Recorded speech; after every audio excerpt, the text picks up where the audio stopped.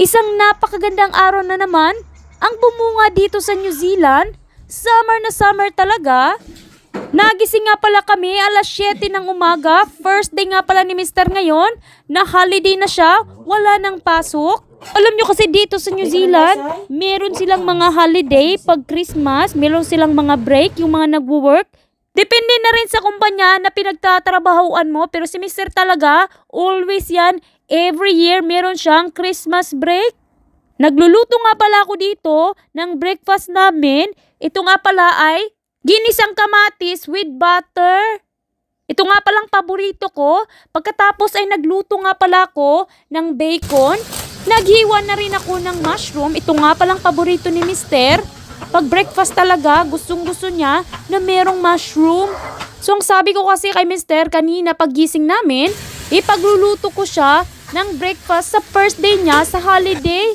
We welcome natin si Mister na wala na siyang trabaho for 2 weeks. Break muna at focus sa family. Naluto nga pala yung ating bacon. Nagluto din ako ng hotdog. Si Mister naman ay tumulong na.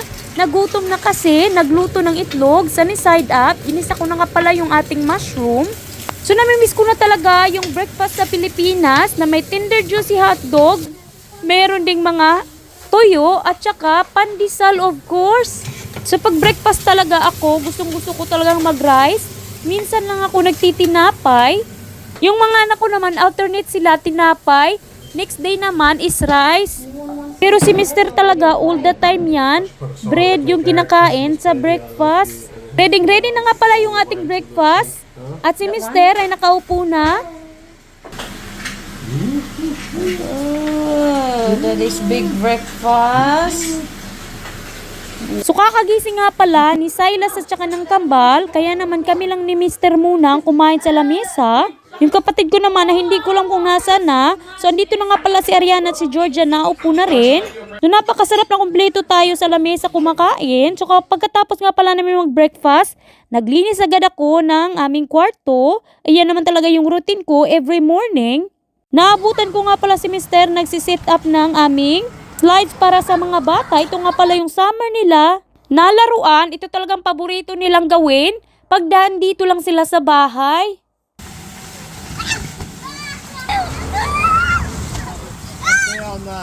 So isang araw nga pala kami nakaupo lang dito, nagbabantay sa mga bata habang naglalaro sa slide.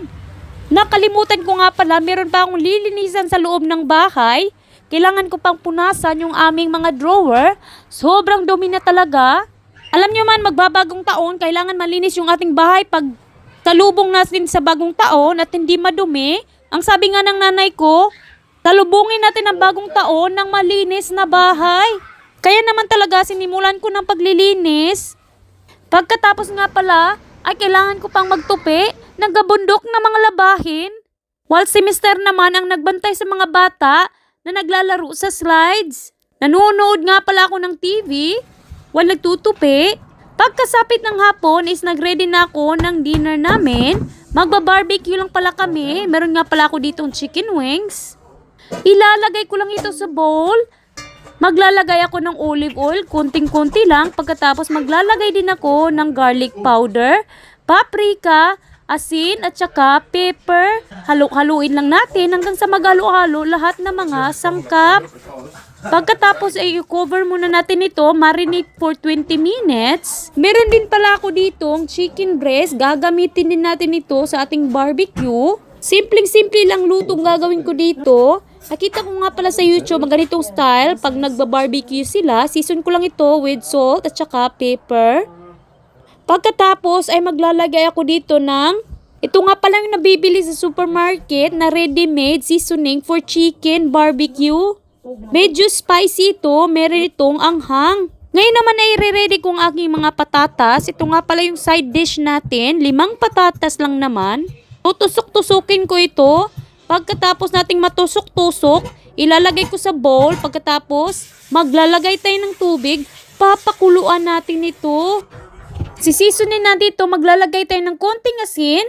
Pagkaluto ay drain natin ito. 20 minutes lang naman pagbo-boil. Hahatiin natin ngayon. Pagkatapos, maglalagay tayo ng butter. Isa-isahin natin sa paglagay. Season na naman natin ito ng salt. Maglalagay din tayo pagkatapos ng pepper. Ito talagang pares, salt at saka pepper. Ngayon naman ay ilalagay natin, ibabalutin natin ito sa foil.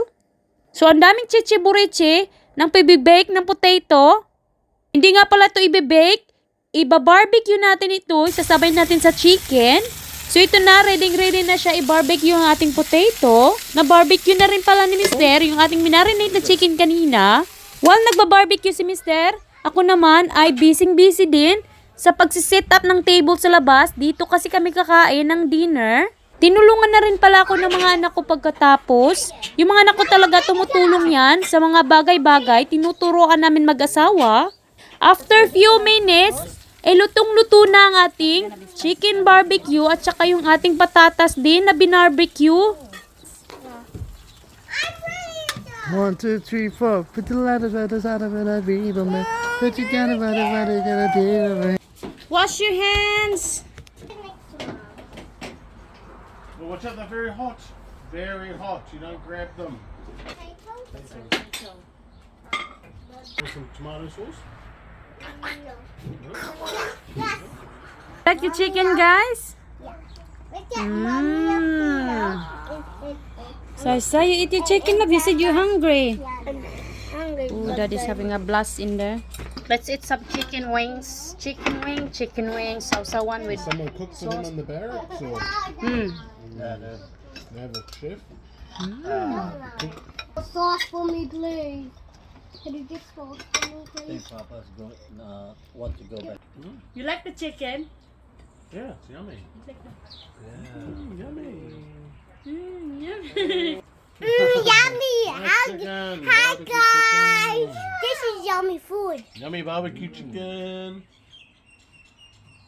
Sobrang sarap ng barbecue chicken na naman na inulam namin tonight.